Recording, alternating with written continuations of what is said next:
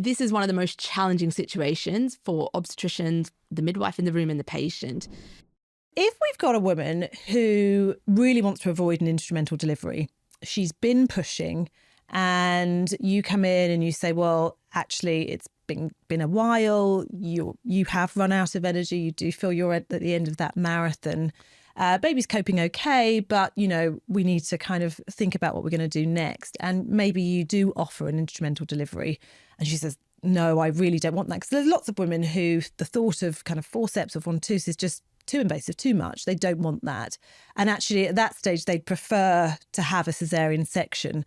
Help her think about the way you're thinking about that and what you would advise on that. I think this is one of the most challenging situations for obstetricians, the midwife in the room, and the patient. I would say if you're going into vaginal birth and you do not want an instrumental delivery at all costs, it's rethinking, okay, is this the right pathway for me?